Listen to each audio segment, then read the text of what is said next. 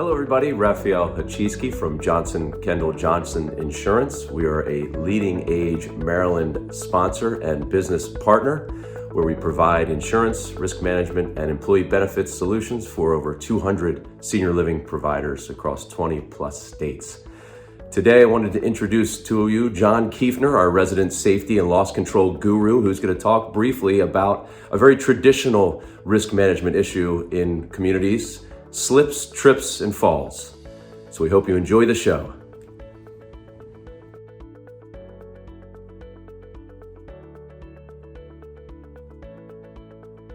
Slips and falls are the second leading causal factor of employee accidents in healthcare. Risk managers often look for answers surrounding the floor surfaces and footwear worn by employees. While this approach is not incorrect, what's often missed is that many slip and fall accidents are really trip and fall accidents. With a variety of departments in healthcare, trip and fall potential is widespread. Indoor trip hazards include a variety of cords surrounding beds in resident rooms, hoses in the kitchen, vacuum cords in housekeeping, electrical cords to appliances, wheelchair legs on the floor, improperly placed wet floor signs, and much more. Outdoors, we find trip hazards in the following areas: landscaping rocks, uneven curbs, ramp edges, and a variety of uneven surfaces at employee entrances. Departmental safety inspections should be set up to capture these items. When addressing the causal factors of slip and fall accidents, a more thorough analysis of each accident is often necessary to determine: are you slipping or are you tripping?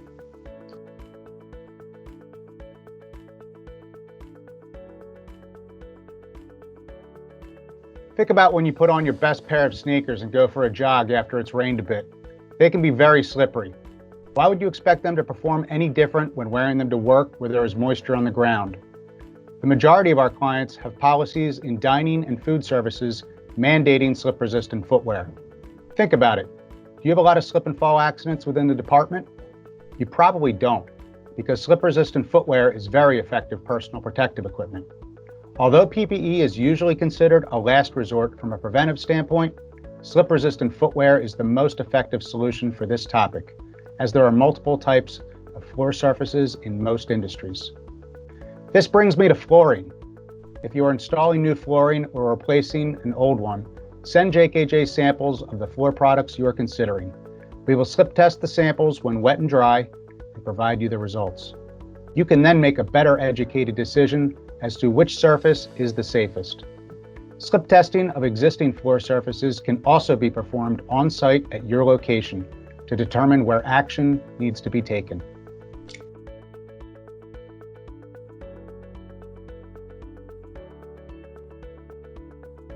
You all know the story about the boy who cried wolf. The moment a real emergency arises, the call for help is ignored. Same concept occurs with the overuse of wet floor signs when they are left sitting on dry floors. That yellow sign no longer sets off red flags. So when it comes to 5 tips for proper use of wet floor signs, number 1, set a mental timer as to when the floor will be dry so that the sign can be promptly picked up. You can also use the timer on your smartphone if need be. Number 2, wet floor signs should be quickly accessible and should be stored in areas where spills are expected. Number 3, don't use wet floor signs in areas that are commonly wet. A wet floor sign that is left in the middle of the kitchen becomes ignored and adds to the clutter. Number 4, use wet floor signs that are highly visible and stand tall. Otherwise, an additional trip hazard is being introduced to the environment. Number 5, place the sign at the perimeter of the wet floor unless the spill is small enough that it can be covered with the sign itself. Before leaving the area, assess the placement and set that mental timer.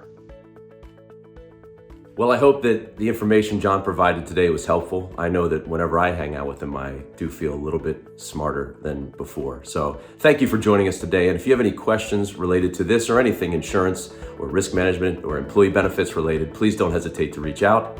Thank you again, and we hope to see you soon.